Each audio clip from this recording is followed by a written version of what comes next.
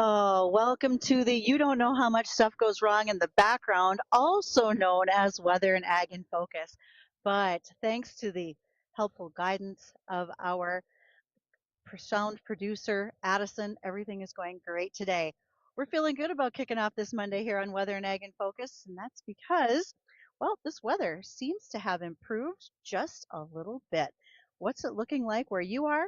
Well, personally speaking, I'm in Montana and I'm sitting up on top of enough of a bluff. I can literally watch a rainstorm rolling in at me. For those of you who are still back home in the Fargo Moorhead area, you're looking at a high today of about 77 degrees. What a beautiful day. I've had some messages from folks that are back in the neighborhood, back home, and have made mention of the fact that it's just a really nice day. It looks like partly cloudy, not terribly windy, and just mild temperatures. There's an anticipation of a little bit more rain happening tomorrow, Tuesday. We're going to have about a 30% chance of some rain. And additionally, we look at temperatures probably warming up just a little bit, getting us closer to that 80-degree mark. Rest of the week seems pretty attractive. We're looking at uh, Wednesday about 82, and then staying around that 78 to 80-degree mark all the way into the weekend, where there's another chance of rain next weekend.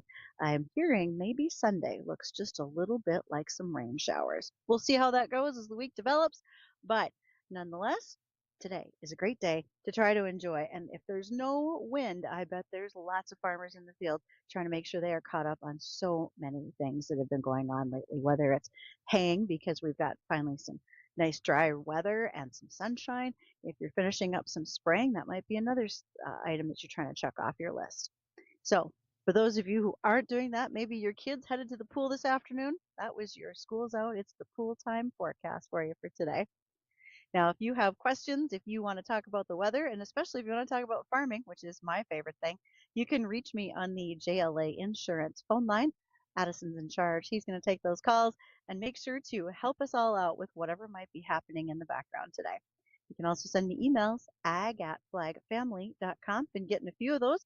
Much appreciate every time folks reach out, have questions that I can try to help with because I do want to be of service to you. And in fact, some of the topics we're going to talk about this week have come to me from our listener questions. And if you want to watch, you want to see the mess that's going on in my traveling pickup, it's all behind me in the back seat. And you can watch that on the live stream brought to us by Lighthouse Commodities. You can see us on Facebook, YouTube, and Acres TV. Addison, we could put a camera in your sound booth so that when I say you're so busy like an octopus with multiple arms, people can see what that actually looks People would just see me panicking in here. like. Sometimes things go awry, but your temperature's nice. No fans have blown up. I mean, those are the storylines we've been going on for a while in this show. Is bad Yeah, things no, happen when Addison's in it's there. it's been a while since I've had anything explode in the control room, but R.I.P. that first fan though. I'll never forget that. Oh, that was a lot of noise and a big shebang. All right. Let's see what's going on in some headlines happening out there in farming today. Well, there's something called the Farm Initiative, and what they're planning on doing there is putting a new financial muscle into U.S. ag exports.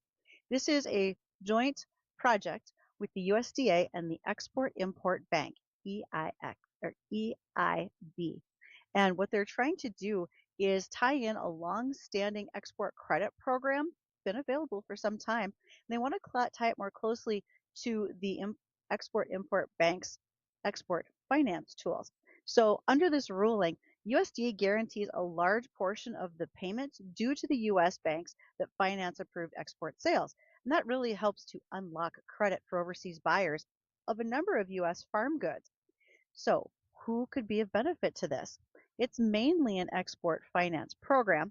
So the businesses that are likely to benefit first are the exporters, agribusinesses, cooperatives, processors, and banks that will finance the export transactions. Large oil seed and grain exporters already depend on trade finance, and they are obvious direct users of this current tool brought up by USDA. But USDA wants to expand that initiative to more.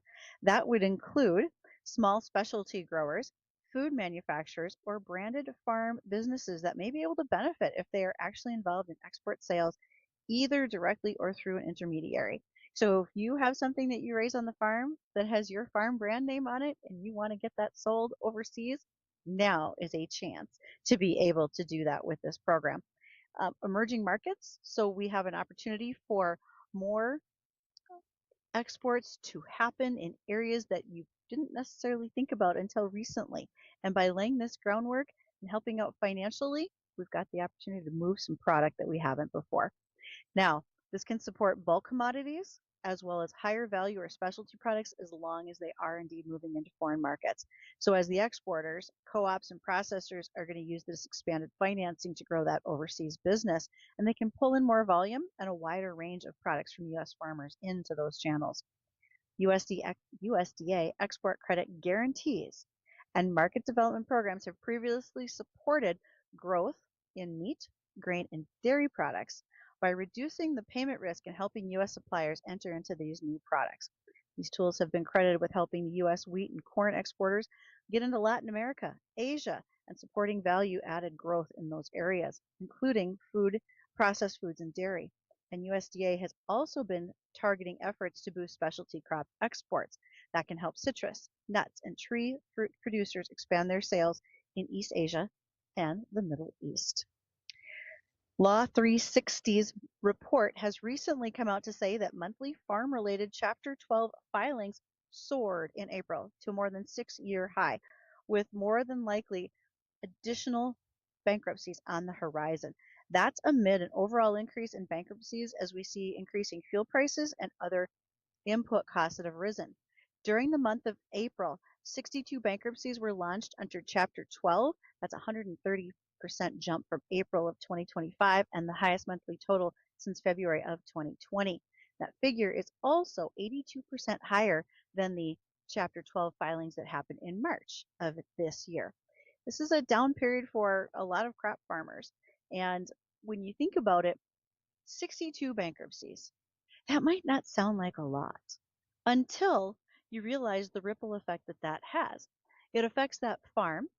It could affect a cash rent landowner. It could affect local fertilizer, seed, custom services, but also Main Street, where you're looking to spend dollars at the grocery store, the hardware store, and so much more that keeps our small town rural Main Streets going. And the size of the bankruptcies have grown much larger. This isn't small potatoes. When farms are filing those bankruptcies at Chapter 12, that's a significant dollar amount that's attached with it, generally in the millions of dollars. So far this year, there have been at least 158 Chapter 12 filings across the country. The most have been in Arkansas, Missouri, and California. But Minnesota had the most farm bankruptcies in the first quarter of this year alone. They led that, continuing last year's steady nationwide climb that was particularly steep for many Midwestern growers. 8 Minnesota farmers have already filed for bankruptcy this year. That is double the amount that we saw for the entire year of 2024. And the squeeze on margins with the low cost of commodities as a payment has not increased at this point. So we wait to see where things might change for those folks. And we also know that ag land values grew by 3% in several Midwestern states. That's a new report coming from the Federal Reserve Bank out of Chicago. It shows the strain in ag with falling cash rents, rising loan rollovers, tightening credit, and near break-even cash flows.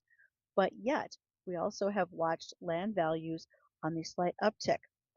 When you talk to ag lenders in Iowa, Illinois, Indiana, Wisconsin, and Michigan, they think that those land values may have dipped by about 1%, whereas other areas saw the slight rise.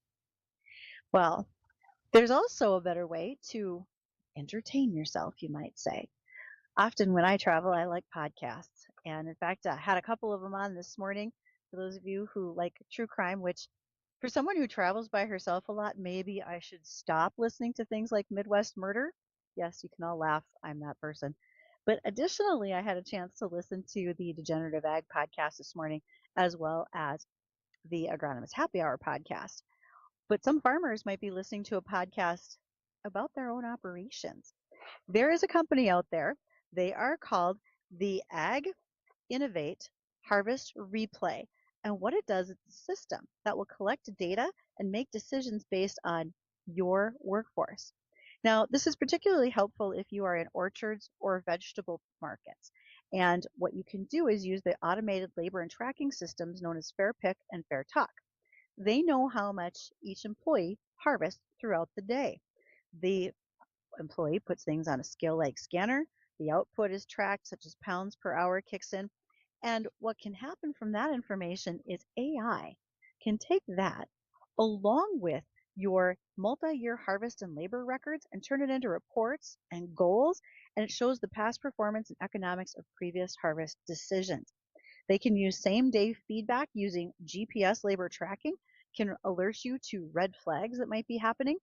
It summarizes all the data that happened on your farm in the last 24 hours or whatever time period you establish, and then it spits it back out to you in the form of a podcast that you can listen to, catch up, and be made aware of what might be happening in your world for your farm. What a way to overcome inefficiencies and look to help with your size and scale as much as possible. Those are just a few of the headlines that are going on.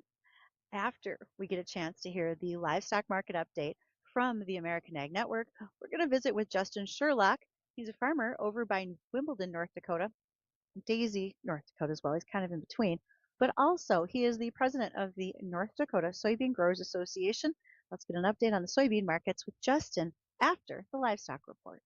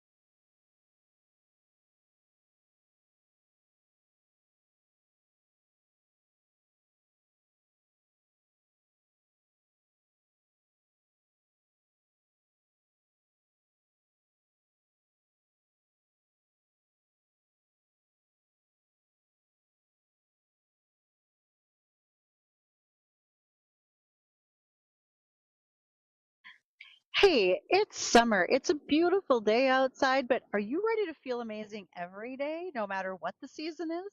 Discover the wellness you deserve at the Hot Tub and Sauna Store in West Fargo. You can sink into a brand new Caldera Spa. It's a hot tub built for comfort, super efficient energy use, and easy saltwater maintenance. You can come home every day for a perfect soak. And there's serious health benefits to go right along with it. You can put right next to it a Finlow sauna, and you can train, detox, and also relax at home with that. The Hot Tub and Sauna Store, living the life you love. Stop by right next to Costco in West Fargo. I am very fortunate to be joined today by soybean grower Justin Sherlock from the Wimbledon Daisy neighborhood, but also he's president of the North Dakota Soybean Growers Association. So, Justin, you're in the field today, right? How's it going?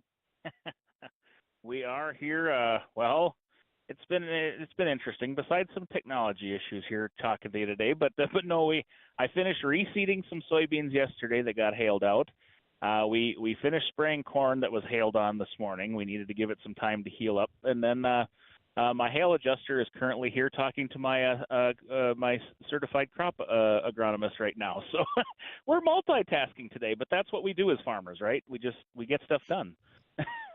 Do you have time? I feel like there's probably some sort of conference table set up, and maybe I should have just been there instead of in Montana. No, we're good, but well, and it's good. I like getting stuff done. I always enjoy chatting with you, and I'm actually you mentioned I'm president. I'm just finishing out my last few days here as president of North Dakota Soybean Growers Association. I've done 2 years, and I still have several years left on the board, and I'm still on American Soybean Association. I'm still one of our directors there, but I'm a firm believer that you have to let others have a chance as well to step up and do some leadership. So I said I've done my 2 years. It's time for some other folks to take the lead. So you get me one last time here. I'm sure we'll talk some more in the future yet, but the last time with the title of president here. So. Well, and I know we will, especially as you continue to do work with United Soybean Board, et cetera. But I want to go back to something you mentioned when you said you're replanting some soybeans, because I know I have listeners who maybe not quite as connected to the farm who thought, but now it's June 22nd. Is that a good thing? Well, we're going to find out come harvest, but it is getting a little bit late to plant soybeans. These were planted many weeks ago, and then unfortunately we've just had so much hail this year right in this area. It's been really, really weird. We're probably unique, unlike a lot of North Dakota and Montana, and where your listeners are. We're right in our pocket here. We're too wet. We have way too much moisture. We've been battling rain all spring and all trying to get the spraying done and the planting done. So, my grandpa, he still tells me all the time, you don't complain about too much rain, and I understand that. So I try not to complain about it. And I know there's a lot of folks who need rain bad, and if I could, I'll send it your way. I understand what you're saying. You're in a pocket, as you mentioned, from that Wimbledon Daisy area up through Devil's Lake that's had a lot of rainfall this spring. Yes, you're right. You're not supposed to wish badly for rain, but I really wish it was lesser amounts and more timely for some of you guys to get a few more things done. That would be very helpful. Yeah, but Is thankfully most it let up. I did get that seeding done, so we're, we already had them planted when the reason I replanted is the field was completely wiped out to kind of finish that up. You have to. You're a farmer. You have to try and get something. You can't just accept that it's a done deal. So we try again. I know we have a lot of things to talk about when it comes to the Soybean Growers Association, but one quick question for you, because this is near and dear to me. How's your weed control this year? Are things okay, or how bad is it when you have this much rain? Weeds want to come flush after flush, and it's tough to get to them. Are things going okay in that department? For the most part, we're doing very well. I think, for better or worse, we've learned to deal with these wet conditions the last few years, and I think for a lot of us, we've learned how important getting those pre-emerges on, especially your soybean fields. As soon as you get them planted, and in our case, we have a lot of rocks here, so we run the rock roller or land roller across the field. But as soon as you can, you have to spray those soybeans before they come up. And honestly, our soybean fields are still very clean. Even our corn fields, last year, I got a lot more aggressive about getting out there with some fall burn downs on a lot of these fields. I do a lot of minimum till. I still do a very limited amount of conventional tillage, but it's so important to get weed control early. And those fall burn downs that we've really prioritized getting them done. We had a nice fall where we could do more of that, even on some soybean stubble and things. That has made a huge difference this year in weed control. So staying on top of it is probably the number one thing that you have to do. And because we've done that, we've had pretty good luck. I did have one field I didn't get the pre-emerge on after we seeded before it rained. We're fighting some weeds on that one, and unfortunately it's not been hot enough to get out there with some Liberty for that kochia to get under control. But it just means another pass. We'll do the glyphosate and the Liberty separate, and we'll manage it. But every field gets treated differently, and that's how you have to do it too. You can't just do one size fits all. You really have to stay on top of each and every field separately and stay on top of it. Justin, you just made my weed control heart very happy. Thank you for that. We so we're at the point where we're going to bump up against the news. Let's take the news, but when we come back now, let's focus on what's going on with the Soybean Growers Association. You've got an update for us. Let's talk about trade, market conditions, and so much more when we return.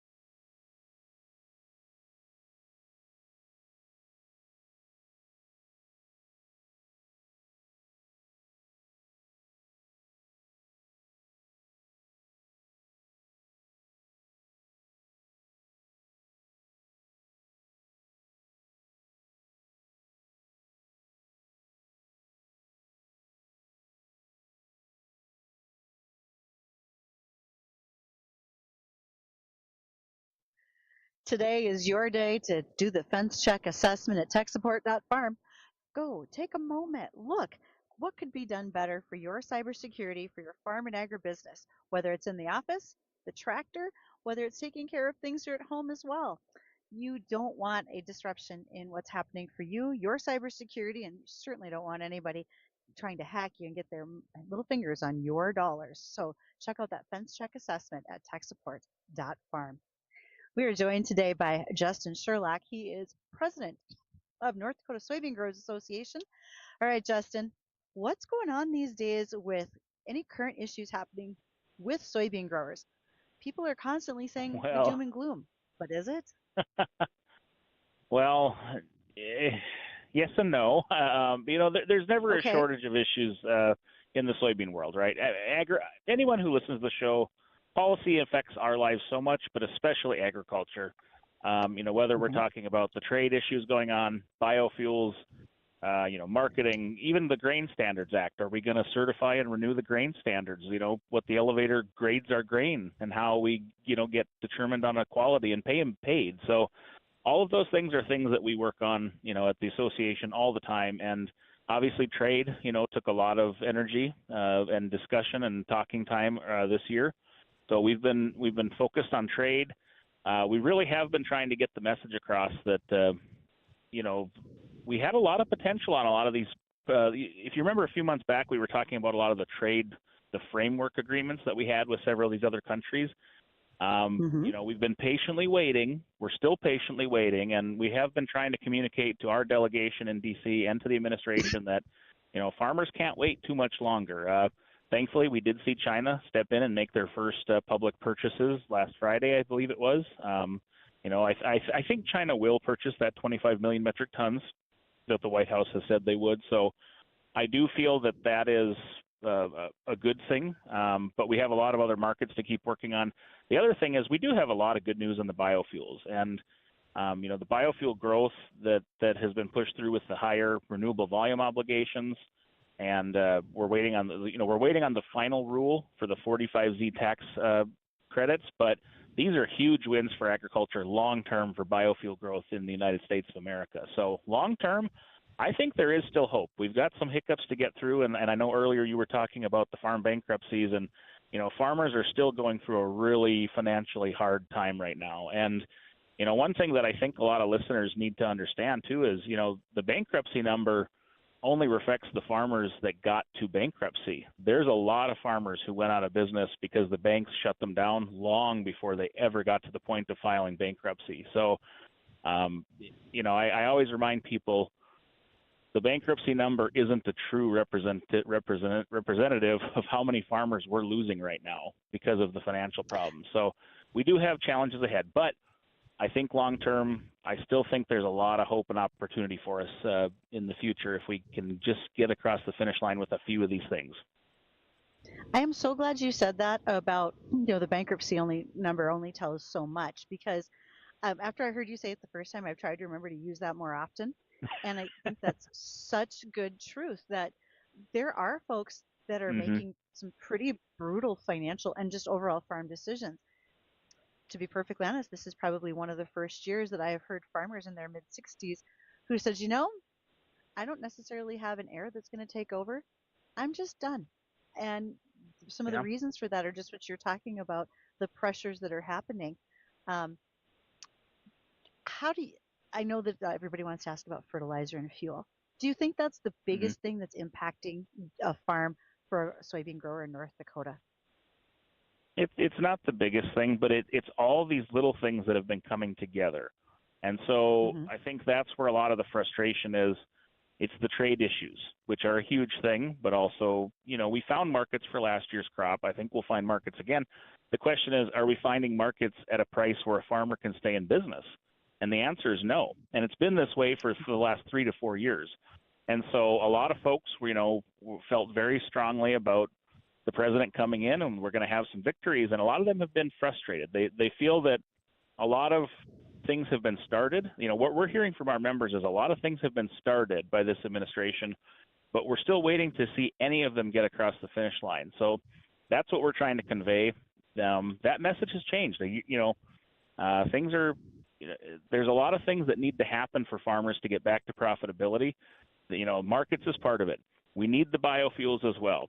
We need our input prices to come back down. We need antitrust enforcement. We need a lot of things. But I think the thing is farmers just have to keep their chin up, and again, we got to keep working through this, and we're all in this together, and I think we will find a path out of it. Again, there's so much opportunity on the horizon if we can just get through another year or two of these tough years. And I know that's easier said than done, but we have to hold out hope that we're going to have some good times ahead. Yeah, and you're in this too. It's not like you're a politician talking about. You literally farm. You're actually in the field right now talking to us. I very much took advantage of the Bank of North Dakota refinance program this year. I was one of the participants in that program. That allowed me to keep going another year or two. So hopefully we can get back to some profitability. The downside is that's still a loan. It still has to be paid back. So loans can help you stay in business. And if you have, I know a lot of farmers who are pledging all the equity they have. I think more than any time probably in my lifetime, farmers are literally betting the farm to try and stay in business and keep going right now. And that hasn't happened for many years for a lot. You just mentioned some of those older farmers who in their 60s, 70s, who maybe are having to pledge land as collateral to get operating loans, and they haven't had to do that for a long time because they've worked so hard to get to where they didn't have to do that financially. And that's really tough that we're going backwards. We're now putting generational wealth, land that has been in the family for decades, generations, is now at risk to be able to borrow against it to keep farming. So we do have to get things done, and we have to get them done soon because we can't keep going down this path we're on. But if we can get things done right, again, I think there's a lot of opportunity ahead if we do it right. I think the opportunity is absolutely there. I also agree with you when you said that it's an asset leak is what it was described as by Senior Vice President of Banking, Lynn Paulson. He's at Bell Bank here in Fargo. And you're right. He's seeing the same thing. I'm hearing it from other bankers as well. The reason I bring up Bell Bank and Lynn Paulson is, as farmers, if you have the opportunity on Monday morning, this would be July 20th, and it's a Monday. It will be in Fargo. It starts at 8 a.m. Bell Bank does their Ag Views Live, and it will be a conversation that Lynn Paulson does along with retired Professor Emeritus Dr. David Cole from Virginia Tech. And it's worth it to come in and sit and listen to the regional aspect as well as the global front that they both see and want to share. And I think no matter your stage of farming, whether you're in your 60s, whether you're 18 years old and looking to be starting, this is an event that is probably more informational than you can imagine. And I would strongly encourage folks to attend. And so, Justin, it's free. If you have that Monday morning off and you can come to Fargo, love to have you there. I think it'll be worth your time too. Always good to check out. I tell folks you have to go to events. You have to go listen to speakers like this. You have to be working with the farm groups too. Now more than ever, the farm the commodity associations, your other groups, are more important than ever. And if you're not a member, you should become a member because, I could list off 20 issues that we're fighting for. We're working on prevent and plant crop insurance, wetland easements, trade, biofuels. We're working on those things every day on your behalf. And if you're not a member, you're not helping us help you. And we want to hear from you too. So go to those membership events. I'll be going to Washington, D.C. in a few weeks, sharing what I'm hearing in the country with our delegation. But, come to the events like that. Come to events that we put on. We want to hear from you so we can share your story on your behalf. Your Corn and Soybean Expo in February is a perfect opportunity to come in as a new member and learn who is in the leadership, who is helping to support soybeans, the work that's being done, whether it's at a state or a federal level. So I think it's time to even start touting that. It's coming up in February for the Corn and Soybean Expo. Yep, and we've got a great lineup this year. I think when that's announced, everyone should want to be there this year. It's going to be great. Can we take a minute and go back to, you mentioned the grain standards and whether or not that's going to get approved. Would you care to expand on that just a little bit as to what's at risk if that is not approved so farmers understand it? Well, I chuckle when you ask that because I think we take for granted that the grain grading standards are just there and that it's always Right. going to be there. But the fact is that grain grading standards must be renewed every so many years. And we had some hearings out in D.C. about that recently.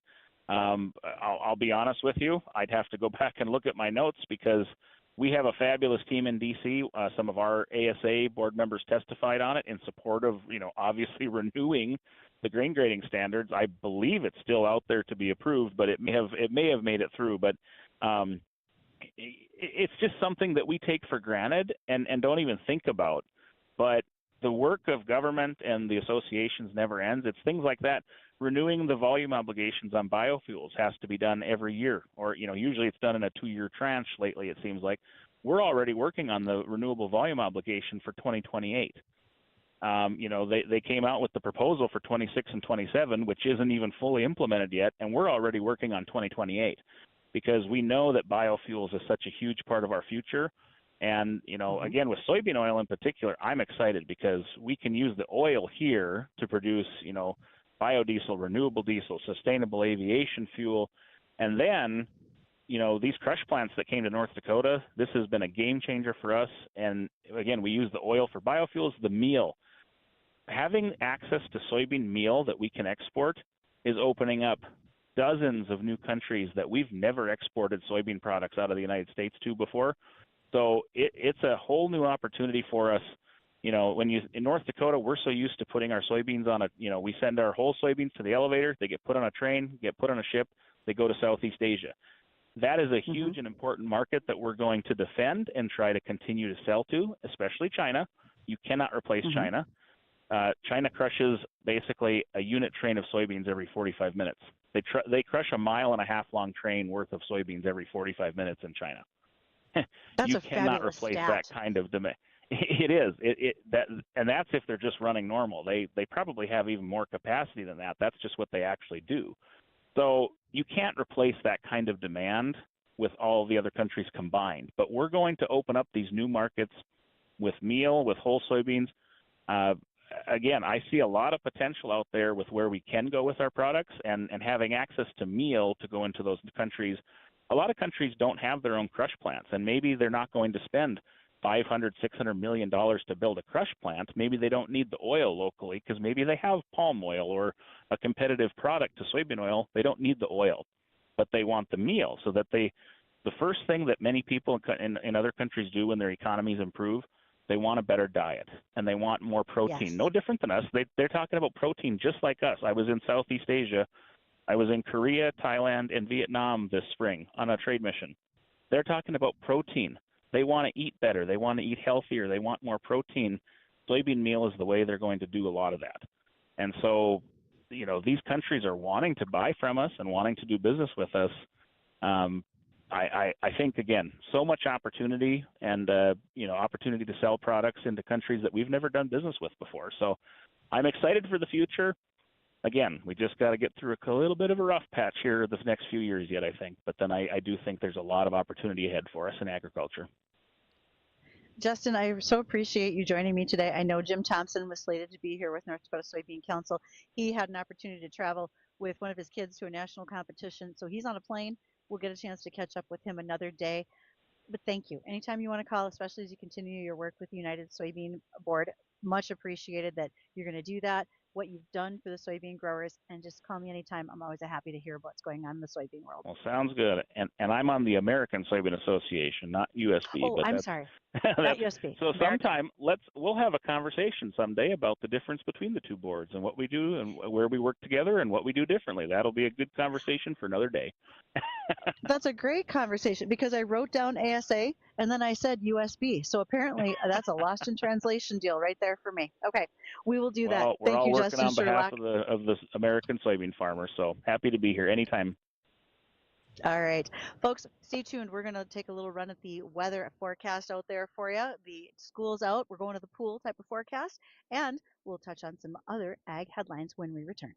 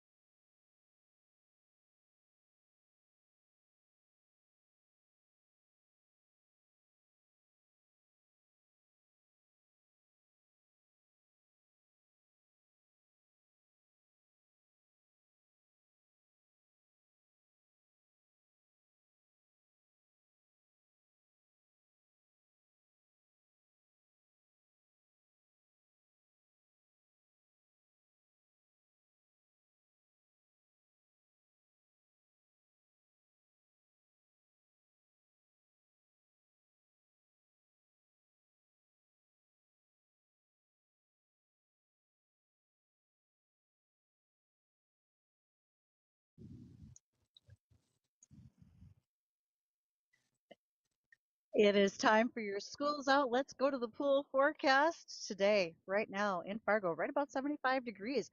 Maybe we'll hit that high of 77 this afternoon and a low tonight of 55. Fabulous sleeping weather for those of you leaving your windows open.